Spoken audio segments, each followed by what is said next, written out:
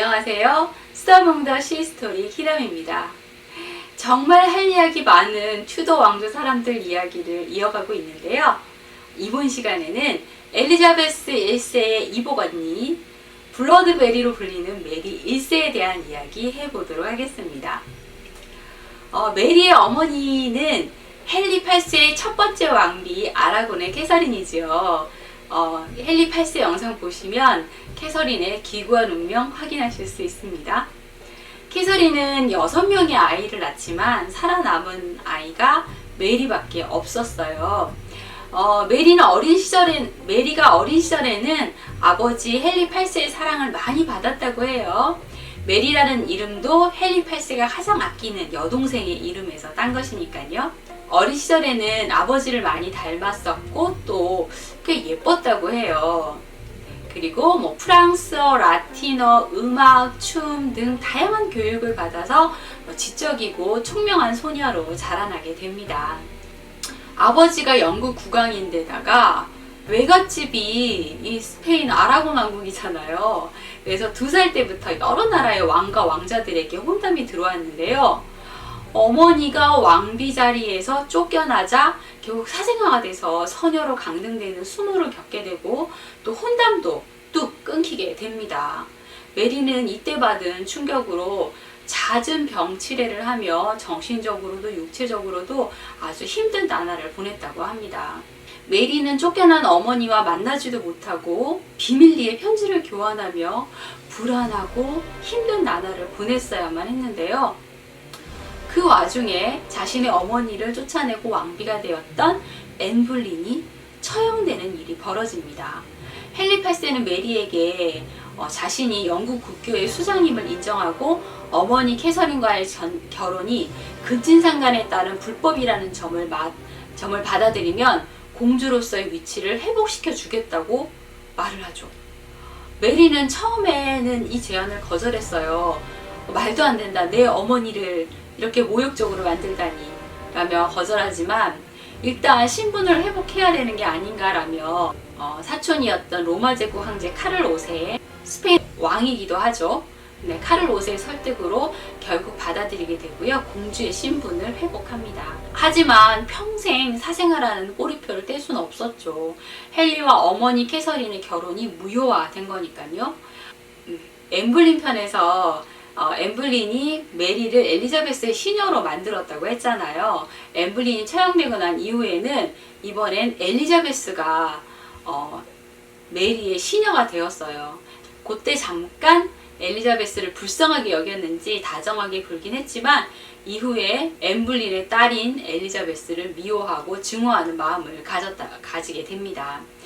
헨리 8세가 죽고 헨리 8세의 세 번째 왕비였던 제인 시모어가 낳은 왕자 에드워드가 9살의 나이로 왕위에 오르게 됩니다.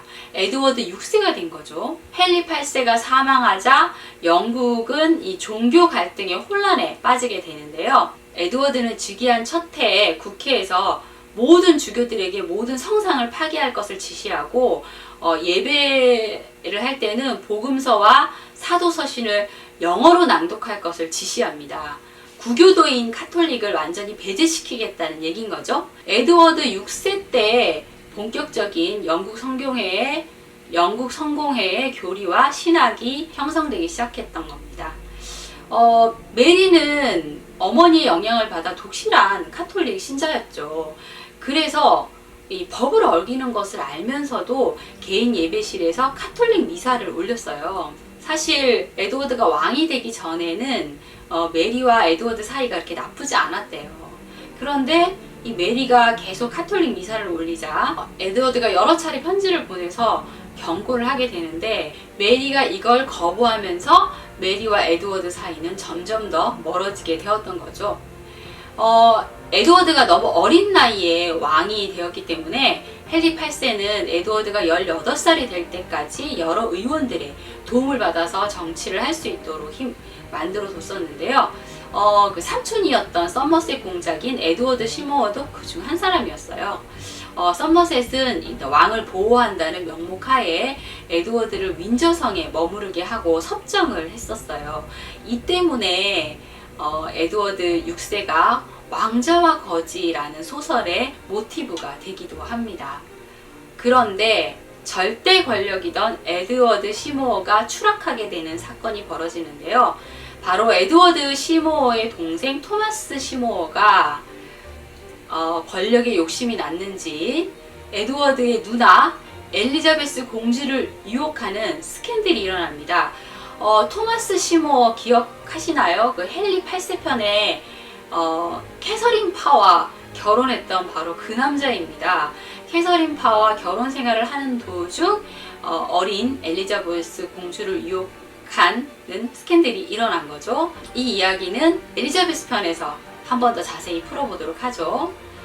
자, 이 사건을 계기로 이 에드워드 시모어 서머셋 공작은 에드워드가 13살이 되던 해 존 더들리에게 역모로 고발당해 런던탑에 갇혔고 얼마 후 참수됩니다. 존 더들리는 노썸벌랜드 공작으로 추대되었고 막강한 권력을 누리게 되는데요. 아직 10대인데도 영민해서 나라를 안정시키려는데 노력을 기울였던 에드워드 6세. 원래 몸이 좀 약한 편이기도 했었는데 15살의 나이로 폐결핵으로 그만 사망하고 맙니다. 에드워드 6세는 자신의 누나들을 신뢰하지 않았어요. 메리가 왕이 되면 사실 구교도인 카톨릭을 부활시킬 게 뻔했고, 또 뭐 메리든 엘리자베스든 이 누나들이 결혼을 해서 또 외국인과 결혼을 하면 영국의 왕위가 외국인에게 계승될 수 있잖아요. 그래서 이 권력을 또 탐냈던 존 더들리와 공모해 메리와 엘리자베스를 또 서출로 다시 강등시켜버립니다. 1553년 7월 6일 에드워드 6세가 사망을 하자 존 더들리는 에드워드 6세의 사촌이면서 자신의 며느리였던 제인 그레이를 여왕으로 선포하는데요. 왕위 계승 1순위였던 메리를 존 더들리가 유폐시키려고 한다는 걸 알고 메리는 서포크 지방으로 달아나 몸을 일단 숨깁니다. 하지만 이 메리를 지지하는 세력이 점점 많아졌어요. 특히 이 국민들이 동정심과 지지가 메리에게로 쏠렸던 거죠. 그래서 제인 그레이는 여왕이 된 지 9일 만에 폐위되고 맙니다. 메리 1세의 추종자들과 이 치열한 공방 끝에 메리가 승리를 하게 된 건데요. 제인 그레이는 여왕 같은 건 되고 싶지 않은 어린 소녀에 불과했었는데 결국 이렇게 정치적인 사건에 휘말려 여왕이 됐다가 9일 만에 폐위되고 또 이후에는 런던탑에서 참수되는 비극을 맞게 됩니다. 메리는 37살 늦은 나이에 정말 온갖 고난과 역경 끝에 여왕의 자리에 오르게 됐습니다. 자, 이제 메리의 피해 복수가 시작됩니다. 구교도, 그러니까 카톨릭 교도였던 메리는 즉위를 한 이후 즉시 종교 문제를 일으키게 되는데요. 헨리 8세에 의해서 만들어진 신교도, 또 에드워드가 선포한 성공회를 모두 파하고 영국을 다시 카톨릭 국가로 환원시키려고 했던 거죠. 당연히 신교도를 지향하던 신흥 귀족들은 반발을 했고요. 메리는 그 성공회 주교들과 개신교 신자들을 체포해서 처형함으로써 이 반발을 눌러버립니다. 300명이 넘는 신교도들이 카톨릭교에 유배되는 이단자로 몰려서 화형에 처해지는데요. 어머니 캐서린 왕비의 이혼에 앞장섰던 토마스 크랜머 대주교도 이 300명의 대열에 끼게 됩니다. 동료들이 화형당하는 것을 지켜보면서 정말 절망과 공포에 떨던 이 크랜머는 6번이나 자신의 주장을 철회하는 굴욕을 겪게 됩니다. 하지만 마지막 공판에서 양심 선언을 하고 용감하게 화형을 당하는데요. 자신의 주장을 철회하는 데 사용했던 오른손을 먼저 불 속에 넣는 의연한 모습을 보여주기도 하죠. 신교도였던 후퍼주교는 화형장의 불길 속에서 그 장작더미에 불이 제대로 타오르지 않아서 정말 1시간 동안이나 타는 그 지옥의 고통을 겪게 됩니다. 푸포주교는 사람들에게 제발 부채질이라도 해서 이 고통을 끝내달라고 애원했다고 합니다. 영국 국민들은 이 메리의 잔인한 행동에 실망해서 등을 돌렸고 브러드 메리라고 부르게 된 거죠. 영국인은 이 사건을 계기로 후대에까지 로마를 혐오하게 되었다고 합니다. 메리는 엘리자베스에게도 카톨릭으로 개종할 것을 요구합니다. 하지만 엘리자베스가 거부하게 되고요. 화가 난 메리는 아버지 헨리 8세와 캐서린의 이혼을 무효화시킨 거죠. 그럼으로써 엘리자베스는 다시 사생아가 돼버린 거예요. 엘리자베스는 그때까지 의례적으로 참석하던 카톨릭 미사에 아프다는 핑계를 대고 아예 참석을 하지 않으면서 버티게 됩니다. 영국 국민들이 메리에게 또 실망하게 된 것은 메리가 스페인 왕자 펠리페 2세와 결혼을 했기 때문이에요. 스페인 왕자와 결혼을 함으로써 국건이 스페인으로 넘어갈 수 있는 위험성을 만들어냈기 때문이죠. 이 초상화는 한스 이어스가 그린 메리 1세의 초상화인데요. 메리가 하고 있는 이 진주가 달린 이 펜던트가 이 펠리페 2세가 약혼 선물로 준 펜던트입니다. 여기 펜던트에 있는 이 진주는 파나마만에서 그 흑인 노예가 발견한 세상에서 가장 큰 진주예요. 이 방랑자라는 이름을 가지고 있는 이 진주가 이 파란만장한 이 굴곡 많은 메리의 삶이 투영된 것 같아서 슬픈 생각이 들지만 메리는 이 선물을 받고 무척 기뻐했다고 합니다. 메리는 이 11살 연하였던 펠리페 2세에게 푹 빠져서 메리의 결혼을 반대하는 이 하원의 청원을 모두 기각하고 카톨릭 세력의 비호를 받으며 결국 결혼을 감행하게 됩니다. 메리는 이렇게 펠리페 2세를 사랑했지만 펠리페 2세에는 정치적인 이유로 메리와 결혼을 한 것이지 애정이 있었던 건 아닌 것 같아요. 애정이 있었다면 메리 곁에 있었겠지만 자주 스페인으로 떠나 있었고 그럴 때마다 메리는 펠리페 2세에게 제발 저희 곁으로 돌아와 주세요 라는 간곡한 편지를 써서 보내곤 했다고 합니다. 1556년 스페인과 프랑스 사이에 전쟁이 일어나게 되는데요. 메리는 펠리페 2세의 요청으로 즉시 군대를 프랑스로 진군시킵니다. 추미런이 반대에 나섰지만 이 사랑에 빠진 메리는 정신을 차리지 못했던 거죠. 하지만 영국은 이 전쟁에서 패해서 칼레를 프랑스에 넘겨주어야만 했습니다. 14세기 이후 영국 영토였던 칼레는 결국 1558년 1월부터 프랑스령이 되는 것인데요. 칼레는 전략적 요충지여서 프랑스나 영국에서 굉장히 중요한 위치에 있었어요. 무엇보다도 섬나라였던 영국에게 칼레는 대륙과의 통상을 이어주는 무역기지였던 거죠. 이런 칼레를 이런 프랑스에게 잃은 영국인들의 상실감은 이루 말할 수 없었습니다.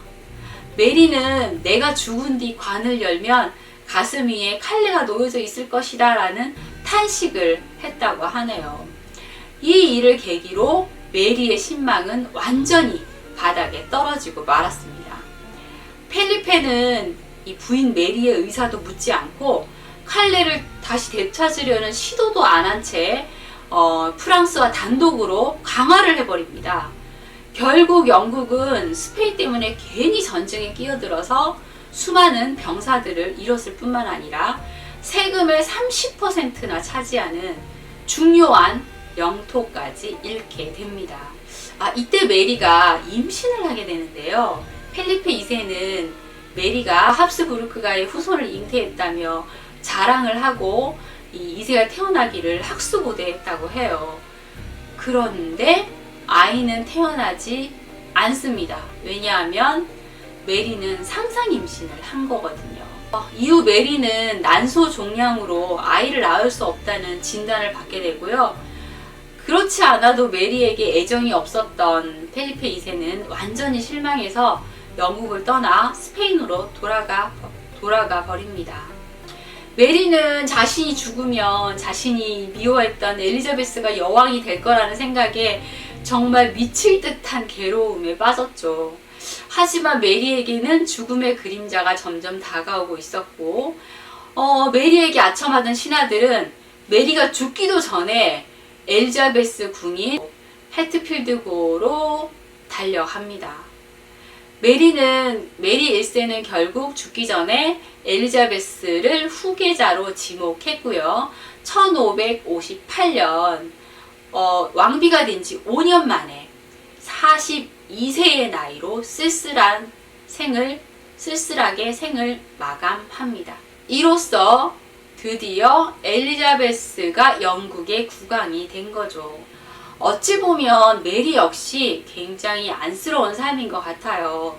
고귀한 공주로 태어났지만 사생아로 전락해 모욕적인 일을 겪어야만 했고, 늦은 나이에 결혼을 했지만 남편의 사랑도 못 받고 아이도 못 낳고, 어머니를 쫓아낼 때 종교까지 바꾼 아버지 때문에 더더욱 종교에 집착하게 된 마음의 병이 든 여인이 아닌가 싶습니다. 헨리 8세 이 자식들에게 씻을 수 없는 상처를 남겼네요. 이 하늘에서 자식들의 모습을 보며 마음이 아프긴 했을까요?